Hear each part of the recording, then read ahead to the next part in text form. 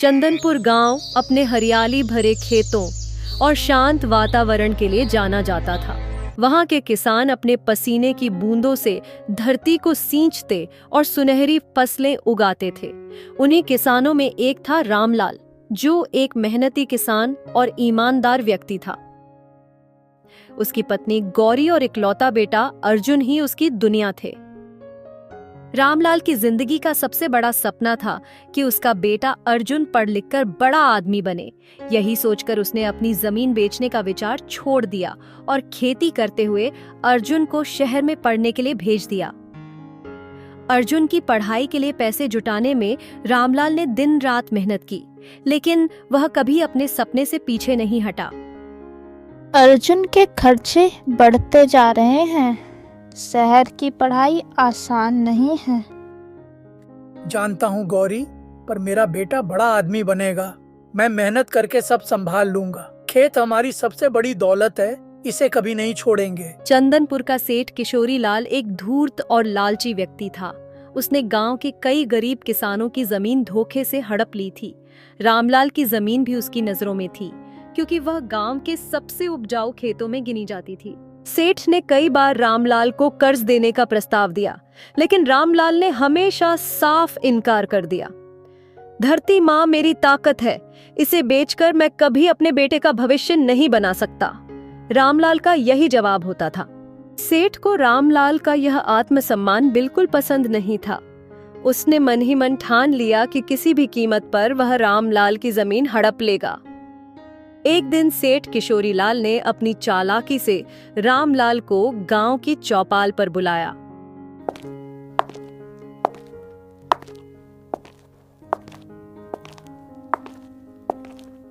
उसने मीठी मीठी बातों से उसे फुसलाना शुरू किया। रामलाल भाई, मैंने सुना तेरा बेटा शहर में पढ़ाई कर रहा है। अच्छा है, लेकिन खर्चे तो भारी होंगे ना? हाँ सेठ जी, अर्जुन पढ़ लिख कर बड़ा आदमी बनेगा। अरे भाई, मैं तुझे मदद करने आया हूँ। तुझे कर्ज की जरूरत हो तो बिना चिंता के मुझसे ले ले। कर्ज तो मैं नहीं लेना चाहता सेठ जी, जमीन गिरवी रखने का तो सवाल ही नहीं होता। अरे तुझसे कौन जमीन मांग रहा है? बस थोड़े से पैसे मुझसे उधार ले ले, बाद में चुका दियो। बस कागजों पर दस्तखत कर दे, ताकि कानून की नजर में कर्ज साफ रहे। रामलाल ने थोड़ी हिचकिचाहट के बाद सेठ से एक छोटी रकम उधार ले ली, लेकिन रामलाल को यह नहीं पता था कि कागजात में सेठ ने धोखे से उसकी जमीन गिरवी रखने की शर्त लिखवा ली थी। कुछ महीनों बाद जब रामलाल की फसल तैयार हुई, तो वह खुशी खुशी सेठ के पास कर्ज चुकाने गया।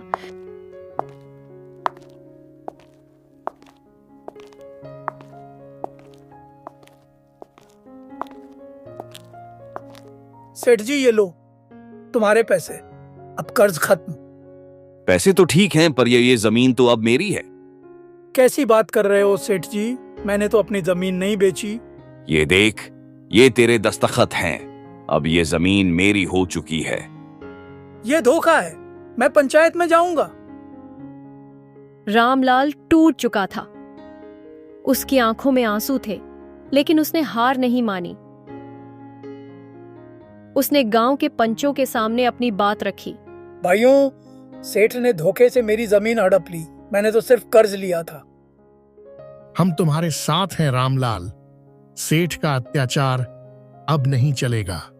अर्जुन को बुलाना पड़ेगा, वह पढ़ा लिखा है, वही सेठ की चालों को समझ सकता है। रामलाल ने अपने बेटे अर्जुन को बुला लिया। बेटे तुम जल्दी से यहाँ आ जाओ, सेठ ने हमारी जमीन धोखे से हड़प ली है।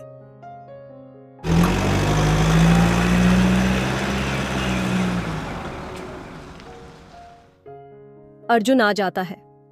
अर्जुन अब एक पढ़ा लिखा नौजवान था और कानून की अच्छी जानकारी रखता था।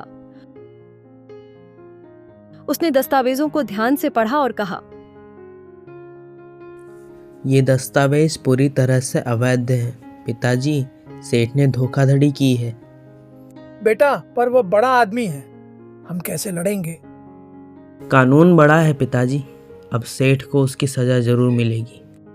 अर्जुन ने गांव वालों के साथ मिलकर जिला कचहरी में मामला दायर किया।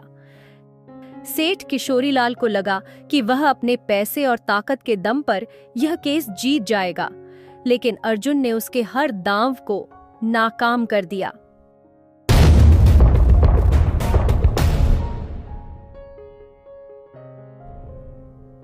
यह एक साधारण किसान का मामला है। सेठ जी के दस्तावेज बिल्कुल वैध हैं। ये दस्तावेज धोखाधड़ी से तैयार किए गए हैं। मेरे पिताजी को सही शर्तें नहीं बताई गई। यहाँ साफ साफ लिखा है कि दस्तावेज पर कोई गवाह नहीं है। यह मामला स्पष्ट रूप से धोखाधड़ी का प्रतीत होता है। सेठ किशोरीलाल को दोषी मानते हुए जमीन रामलाल को वापस की जाती है। रामलाल की आंखों में खुशी के आंसू थे। उसने अर्जुन को गले लगाते हुए कहा, बेटा, तूने मेरा सपना सच कर दिया। तू पढ़ लिख कर सचमुच बड़ा आदमी बन गया। पिताजी, आपकी मेहनत ने ही मुझे ये हौसला दिया है। अब कोई भी किसान सेठ का गुलाम नहीं बनेगा। गांव के लोग रामलाल की जीत का जश्न मना रहे थे। सेठ किशोरीलाल के घमंड का अंत हो चुका था। चंदनपुर के किसान एक बार फिर सम्मान और आत्मविश्वास के साथ अपने खेतों में काम करने लगे। यह कहानी रामलाल जैसे किसानों की है जो मेहनत और ईमानदारी की मिसाल होते हैं।